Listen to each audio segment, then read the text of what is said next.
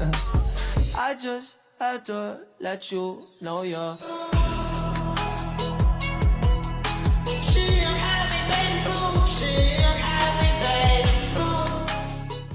Halo semuanya, perkenalkan nama saya Nasila Rukmana. Di sini saya akan membacakan cerpen tentang Sepotong Senja untuk Pacarku.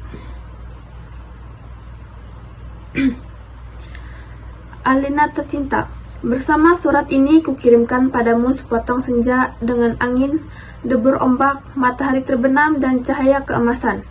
Apakah kamu menerimanya dalam keadaan lengkap?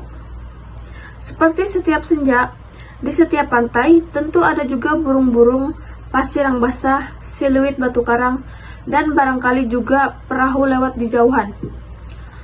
Maaf, aku tidak sempat menelitinya satu persatu. Mestinya ada juga lokan, batu yang berwarna-warni, dan bias cahaya cemerlang yang berkeretap pada buih yang bagaikan impian selalu saja membuat aku mengangankan segala hal yang paling mungkin kulakukan bersamamu. Meski aku tahu semua itu akan tetap tinggal sebagai kemungkinan yang entah kapan menjadi kenyataan. Kukirimkan sepotong senja ini untukmu, Alina, dalam amplop yang tertutup rapat dari jauh karena aku ingin memberikan sesuatu yang lebih dari sekedar kata-kata. Sudah terlalu banyak kata-kata dunia ini, Alina, dan kata-kata ternyata tidak mengubah apa-apa. Aku tidak akan menambah kata-kata yang sudah tak terhitung jumlahnya dalam sejarah kebudayaan manusia, Alina. Untuk apa? Kata-kata tidak ada gunanya dan selalu sia-sia. Lagi pula, siapakah yang masih sudi mendengarnya? Di dunia ini, semua orang sibuk berkata-kata tanpa peduli apakah ada orang dengan kata-katanya sendiri. Sebuah dunia yang sudah kelebihan kata-kata tanpa makna. Kata-kata sudah luber dan tidak dibutuhkan lagi. Setiap kata bisa diganti artinya. Setiap arti bisa diubah maknanya. Itulah dunia kita, Alina. Kukirimkan sepotong senja untukmu, Alina. Bukan kata-kata cinta. Kukirimkan padamu sepotong senja yang lembut dengan langit kemerah-merahan yang nyata dan betul-betul ada dalam keadaan yang sama seperti ketika aku mengambilnya saat matahari hampir tenggelam ke balik cakrawala. Alina yang manis, Alina yang sendu, akan kuceritakan padamu bagaimana aku mendapatkan senja itu untukmu.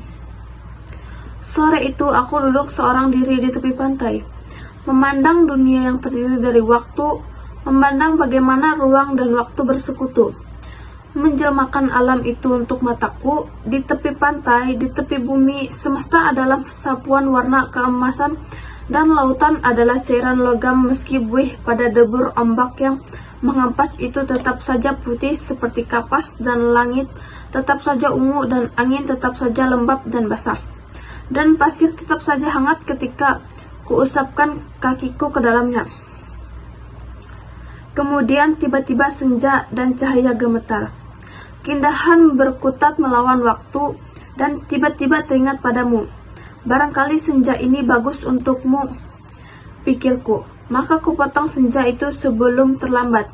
Kukerat pada 4 sisi lantas kumasukkan ke dalam saku. Dengan begitu keindahan itu bisa abadi dan aku bisa memberikannya padamu.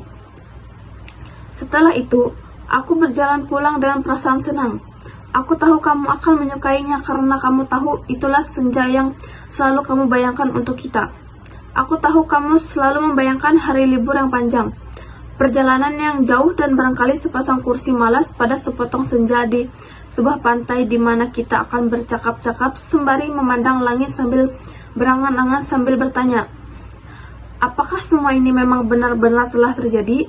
Kini senja itu bisa kamu bawa kemana-mana. Ketika aku meninggalkan pantai itu, kulihat orang-orang datang berbondong-bondong. Ternyata mereka menjadi gempar karena senja telah hilang. Kulihat cakrawala itu berlubang sebesar kartu pos.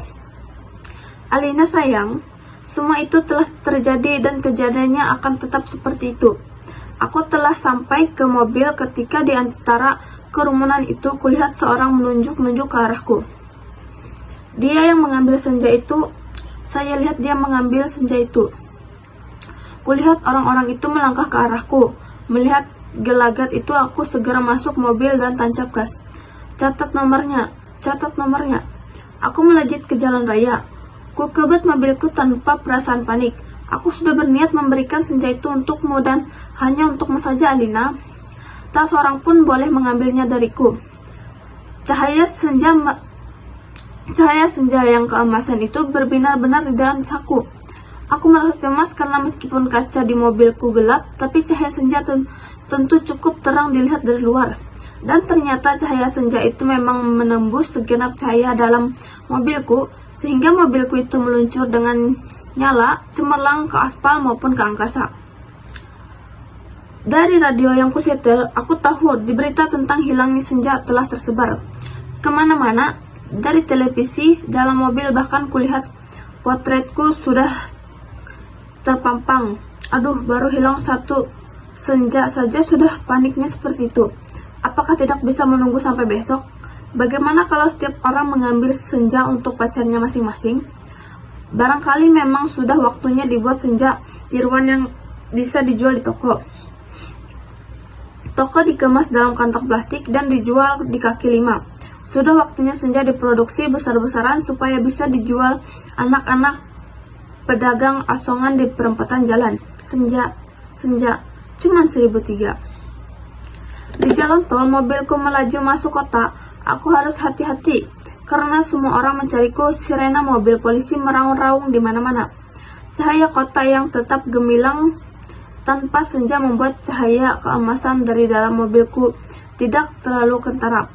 Lagi pula di kota, tidak semua orang peduli apakah senja hilang atau tidak. Di kota, di kehidupan berjalan tanpa waktu. Tidak peduli pagi, siang, sore, atau malam. Jadi, tidak penting untuk turis yang suka memotret matahari. Boleh jadi hanya demi alasan itulah senja ku bawa dicari-cari polisi. Sirena polisi mendekat dari belakang dengan pengeras suara polisi itu memberi peringatan. Pengemudi mobil Force abu-abu metalik nomor SG 19658A. Harap berhenti. Ini polisi. Anda ditahan karena dituduh telah membawa senja. Meskipun tak ada aturan yang melarangnya, tapi berdasarkan. Aku tidak sudi mendengarnya lebih lama lagi, jadi ku bilas dia sampai terpental keluar pagar tepi jalan. Ku tancap gas dan menyelip-nyelip dengan lincah di jalanan. Dalam waktu singkat, kota sudah penuh ruangan sirena polisi. Terjadi kejar-kejaran yang seru. Tapi aku lebih tahu seluk-beluk kota. Jalanan dengan cahaya yang bermain warna ganggang gelap yang tak pernah tercatat dalam buku alamat, lorong-lorong rahasia yang hanya diperuntukkan bagi orang-orang di bawah tanah. Satu mobil terlempar di jalan layang, satu mobil lain tersesat di sebuah kampung, dan satu mobil lagi terguling-guling menabrak truk dan meledak lantas terbakar. Masih ada 2 polisi bersepeda motor mengejarku. Ini soal kecil. Mereka tak pernah bisa mendahuluiku. Dan setelah kejar-kejaran beberapa lama, mereka kehabisan bensin dan pengantarannya cuma bisa memaki-maki. Kulihat senja dalam saku bajuku masih utuh. Angin berdesir langit, semburat ungu debur ombak menghampas ke pantai. Hanya padamu lah senja ini kuserahkan, Alina.